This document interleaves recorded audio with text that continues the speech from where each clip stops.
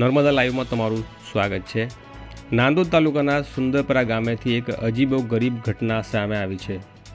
ગામના એક વયોવૃદ્ધ વડીલને મૃત સમજી લઈ અંતિમ સંસ્કારની તૈયારીઓ થઈ ગઈ હતી। ઠાઠડી પણ મંગાવી લેવામાં આવી હતી અને સ્મશાને લાકડા પણ તૈયાર કરી દેવાયા હતા, પણ અચાનક તેઓ ફરીથી જીવતા થઈ જતા અંતિમ સંસ્કાર માટે ભેગા થયેલા ગ્રામજનો પણ ચોંકી પ્રાપ્ત વિગતો અનુસાર નર્મદાના નાંદોદ તાલુકાના સુંદરપરા ગામના એક વડીલ પડી જતા માથામાં ઈજાઓ સાથે વડોદરાની પારુલ હોસ્પિટલ ખાતે સારવાર માટે દાખલ કરવામાં આવ્યા હતા, જ્યાં વેન્ટિલેટર ઉપર 6 દિવસની સારવાર બાદ ડોક્ટરો તરફથી પરિવારજનોને ઘરે લઈ જઈ સેવા કરવાનું અને વેન્ટિલેટરના સપોર્ટના કારણે શ્વાસ ચાલતા હોવાનું કહી ગર્ભિત ઇશારો આપી દેતા તેમના પરિવારજનોએ પોતાના ગામમાં આ રીતની વાત કરી દઈ એમ્બ્યુલન્સ મારફતે વડોદરાથી પરત લાવતી વખતે તેમના શ્વાસ બંધ થઈ ગયાનું જણાતા આ બાબતની જાણ તેમના પુત્રએ સુંદરપરા મુકામે પોતાના ગામે કરી દેતા અંતિમ સંસ્કારની તમામ તૈયારીઓ કરી લેવામાં આવી હતી।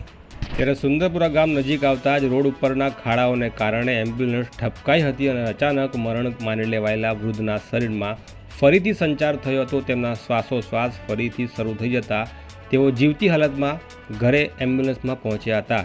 ત્યારે મરણ માની લેવાયેલા કાકા જીવતા છે તેવું જાણીને અંતિમ સંસ્કાર માટે ભેગા થયેલા લોકોમાં ભારે આશ્ચર્ય ફેલાયું હતું અને કોઈ અને કુદરતનો ચમત્કાર સહિતની વાતો કરવા લાગ્યા હતા। ત્યારે જેના અંતિમ સંસ્કાર માટે તમામ પ્રકારની તૈયારીઓ કરી લેવાઈ હતી, તેઓ ફરી જીવતા થઈ જવાની વાત આસપાસના ગામોમાં પ્રસરી જતા લોકોમાં આ વાતને લઈને અનેક પ્રકારની ચર્ચાઓએ જોર પકડ્યું છે। હાલમાં તો ફરીથી આ કાકાને રાજપીપળાની સિવિલ હોસ્પિટલમાં સારવાર માટે દાખલ કરવામાં આવ્યા હોવાની માહિતી મળી રહી છે।